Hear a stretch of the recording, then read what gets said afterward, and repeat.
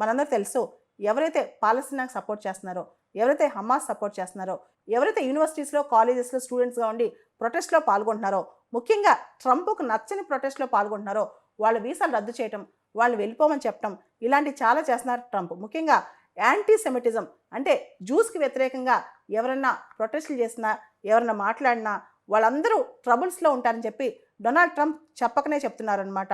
రీసెంట్గా గవర్నమెంట్ పెత్తనం యూనివర్సిటీస్ మీద ఎక్కువైపోయింది. అమెరికాలో ఓల్డెస్ట్ యూనివర్సిటీ హార్వర్డ్ యూనివర్సిటీ, మేము మా ఇండిపెండెన్స్ని సరెండర్ చేయము, మా రాజ్యాంగపరమైన హక్కుల్ని, ఎడ్యుకేషన్ రైట్స్ని సరెండర్ చేయమని చెప్పి హార్వర్డ్ యూనివర్సిటీ చెప్పేసిందనమాట. మేము ఇన్ పర్సూట్ ఆఫ్ నాలెడ్జ్, విజ్ఞానం కోసం ప్రయత్నం చేస్తాం, నాలెడ్జ్ని స్ప్రెడ్ చేస్తాం, అంతేగాని ఏ పార్టీ పవర్లోకి వచ్చినా సరే వాళ్ళు యూనివర్సిటీస్ని డిక్టేట్ చేసే అధికారం లేదు. ఎవరిని అడ్మిట్ చేసుకుంటాం, ఎవరి సీటు క్యాన్సిల్ చేస్తాం, ఎవరికి ఏమి ఇస్తాం అనేది మీరు మమ్మల్ని ప్రశ్నించకూడదు. ఇష్టమైతే మీరు ఫండింగ్ ఇవ్వండి, లేకపోతే లేదు అన్నట్లు ప్రవర్తిస్తుంది హార్వర్డ్ యూనివర్సిటీ. దీనికి సంబంధించి చాలామంది హార్వర్డ్ యూనివర్సిటీ తీసుకున్న స్టాండ్ని పొగుడుతున్నారనమాట.